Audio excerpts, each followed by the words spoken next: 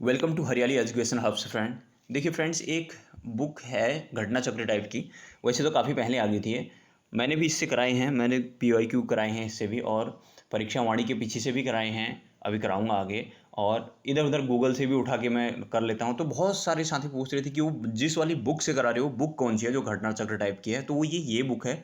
आप लोग अगर चाहते हैं तो इसको ले सकते हैं, है ना, ले लेना। अच्छी बुक है, घटना चक्र टाइप की है। मतलब कि इसमें जैसे क्वेश्चन पूछे हुए हैं जो कि हमारे एग्ज़ाम में आए हैं, उसके बाद फिर उसका एक्सप्लेन भी दिया है नीचे बॉक्स में। तो काफ़ी अच्छी बुक है, आप लोग इसको ले सकते हैं, है ना।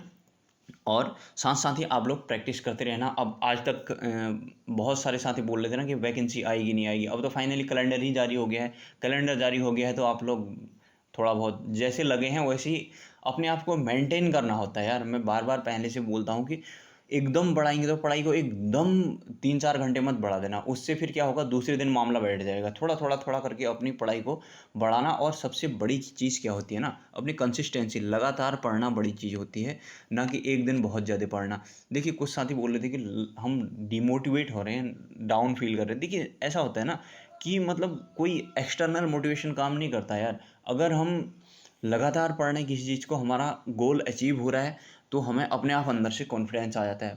कहने का मतलब क्या हुआ मेरा, ये बात मैं क्यों बोल रहा हूँ, इसका मतलब यह हुआ कि हमें क्या करना है, अपनी जो कंसिस्टेंसी है उसको बनाए रखना है। निरंतरता को हमें बनाए रखना है। उससे अपने आप ही कॉन्फिडेंस आ जाता है। क्यों आ जाता है उससे अपने आप कॉन्फिडेंस? जैसे हम निरंतरता बनाए रहेंगे तो हमारी, ऐसा तो है नहीं कि चीज़ें वहीं पे वहीं के वहीं रहेंगे हम।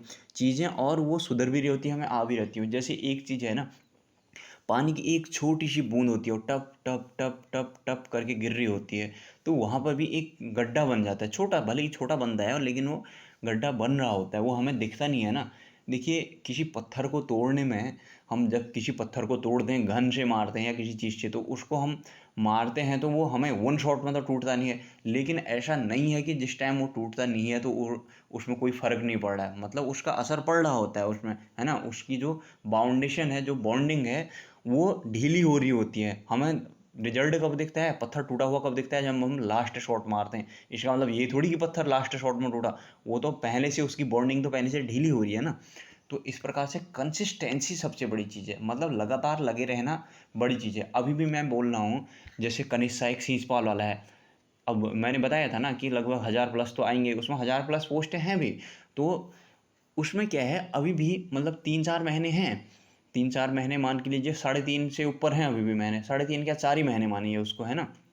19 तारीख को एग्ज़ाम है, तो बहुत ज़्यादा टाइम होता है यार। इतना ऐसा नहीं कि अब मेरे से नहीं होगा, पैनिक हो गया, ऐसा वैसा। उसके पीछे भी तो एग्ज़ाम है। बाई चांस हो गया तो नहीं हुआ तो अदरवाइज हो जाना है। आप लोग देखिए, उसमें से लगभग 70 नंबर भी आ गए तो जिसके नंबर आ जाएगा, और उसमें टाइपिंग वगैरह मांगेगा तो और ज़्यादा लोगों को बुलाएगा वो, है ना। तो पैनिक होके, सबसे बड़ी चीज़ क्या होती है ना, अपने को संभालना है। एग्ज़ाम में एग्ज़ाम निकालना या पढ़ाई करना बड़ी चीज़ नहीं है।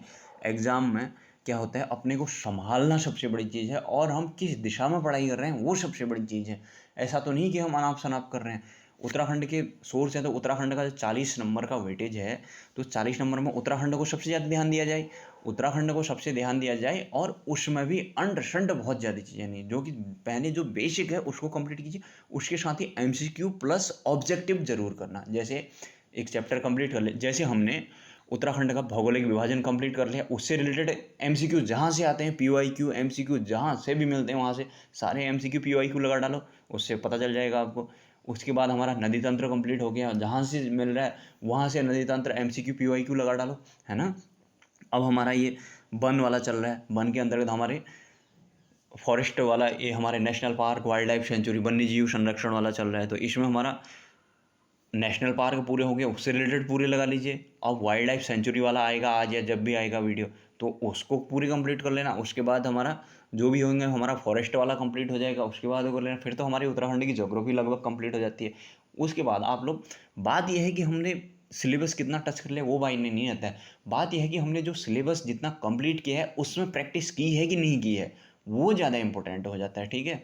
अगर हमने जितना सिलेबस किया है उसको हमने लिख के या कहीं पर रख दिया, या फिर एक बार खाली टच कर लिया, उसके बाद तो उससे कुछ काम बनने वाला नहीं। उससे रिलेटेड एक बार हमने चीज़ें देख ली, उसमें जितनी प्रैक्टिस ज़्यादा कर सकते हैं, जितने MCQ PYQ लगा सकते हैं, उतने आप मतलब उतना ही सफल होने की संभावना ज़्यादा है। सबसे पहले तो पीवाईक्यू लगाना, पीवाईक्यू जिस साथी ने कर लिए हैं तो जिन्होंने कर लिए हैं तो फिर उसके बाद उससे रिलेटेड और एमसीक्यू और क्या क्वेश्चन बन सकते हैं, और क्या क्वेश्चन, दुनिया भर की बुकें पढ़ी हैं, है ना। तो ऐसा भी नहीं कि अंट शंट बुकें उठा के आप लोग कुछ भी करने जा रहे हैं। पहले एग्जाम की इस टाइप के क्वेश्चन बनते हैं कि नहीं बनते हैं करके, है ना। जैसे अब वो पूछ रहा है कि अजय पाल की नाती के बूबू का नाम क्या था, इस टाइप से ना, ये तो वही हो गया, खुद ही अजय पाल ही तो रीजनिंग आ गया। मतलब कि चाचा के भाई का भतीजा क्या था, कैसा था, मतलब ये अंट है, या फिर कौन सा गधेरा, कि एक नया गधेरा मिल गया तो उसके पीछे पड़ जाना हुआ, ऐसा नहीं। पीवाईक्यू देखिए और उससे रिलेटेड, फिर उस पीवाईक्यू से रिलेटेड ऑब्जेक्टिव जितने मिल रहे हैं उनको करिए आप, है ना। आशा करता हूँ आप लोगों को थोड़ा बहुत मोटिवेशन मिला होगा। यार देखिए, मोटिवेट करना और मोटिवेशन सबसे बड़ा होता है हमारे अंदर से। हम अगर चीज़ों को ना, अगर हम कंसिस्टेंट से नहीं होंगे, कहने का मतलब कि जिस दिशा में काम कर रहे हैं, हमें जो करना है, हम जिस उद्देश्य के लिए काम कर रहे हैं, अगर उस उद्देश्य के लिए हम निरंतर काम नहीं करते हैं, भले ही मैं कितने मोटिवेट कर दूं आपको, कितना कुछ कर दूं, तो आपके अंदर थोड़ी देर के लिए आएगा, थोड़ी देर में फुश हो जाएगी। अगर आपने टारगेट तो छोटा सा, और सबसे बड़ी बात यह है, कभी भी टारगेट बहुत बड़े मत रख लेना, वो पूरे नहीं होंगे तो डिमोटिवेशन आता है। छोटा सा टारगेट रखो, मैंने आज ये टॉपिक करना है, फिर उसके बाद अपने आप एक मतलब मोटिवेशन बढ़ेगा, अंदर से एक कॉन्फिडेंस आएगा, तो अपने आप ही दूसरे वाले टारगेट को करने के लिए एक ताकत आ जाती है, तो वहीं से फिर एक चेन बन जाती है, तो वो चीज़ें आगे बढ़ते जाती हैं, ठीक है।